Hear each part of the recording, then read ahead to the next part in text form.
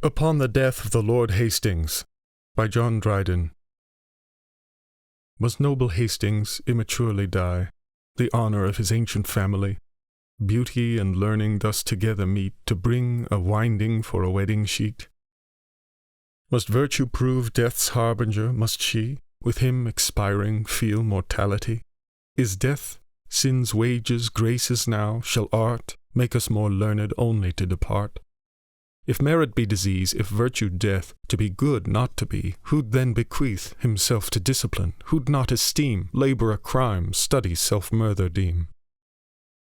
Our noble youth now have pretence to be dunces, securely ignorant healthfully, rare linguist whose worth speaks itself, whose praise, though not his own, all tongues besides do raise, than whom great Alexander may seem less, who conquered men but not their languages.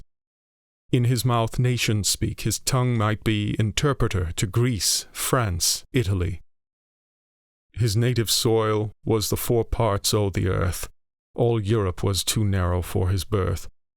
A young apostle, and with reverence may I speak it, inspired with gift of tongues as they, nature gave him a child, what men in vain oft strive by art, though further to obtain. His body was an orb, his sublime soul did move on virtues and on learning's pole, whose regular motions better to our view than Archimedes' sphere the heavens did show. Graces and virtues, languages and arts, beauty and learning filled up all the parts.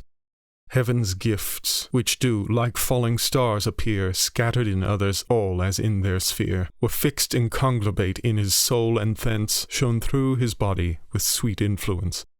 Letting their glories so on each limb fall, the whole frame rendered was celestial.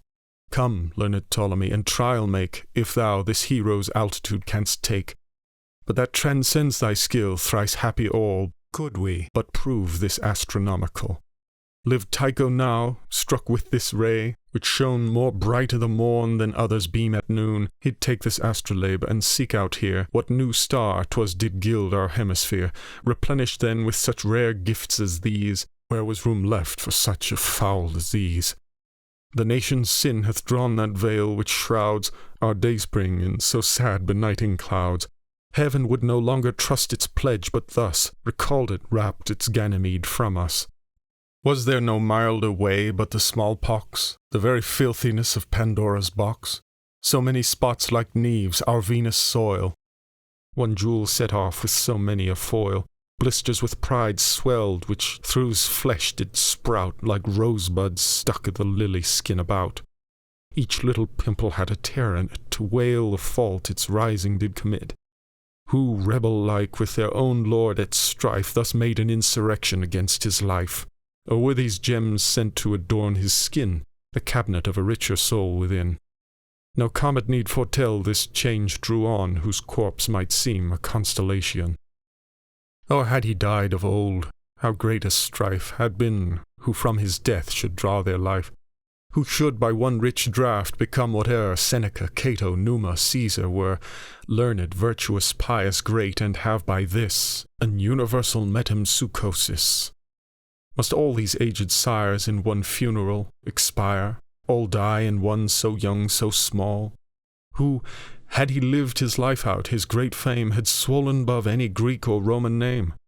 But hasty winter with one blast hath brought the hopes of autumn, summer, spring to naught. Thus fades the oak, the sprig, the blade, the corn. Thus without young this phoenix dies newborn. Must then old 3-legged greybeards with their gout, catarrhs, rheums, aches, live 3 ages out, times awful, only fit for the hospital, or to hang an antiquary's room withal? Must drunkards, lechers, spent with sinning live, with such help as broths, possets, physic give? None live but such as should die. Shall we meet with none but ghostly fathers in the street? Grief makes me rail, sorrow will force its way, in showers of tears tempestuous sighs best lay.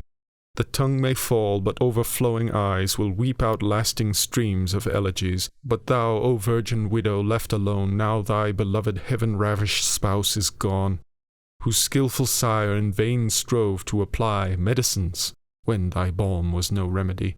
With greater than platonic love, O wed his soul, though not his body, to thy bed. Let that make thee a mother. Bring thou forth the ideas of his virtue, knowledge, worth.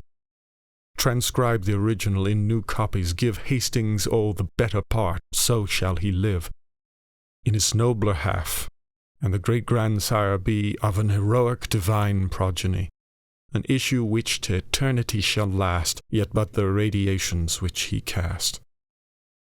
Erect no mausoleums, for his best monument is in his spouse's marble breast.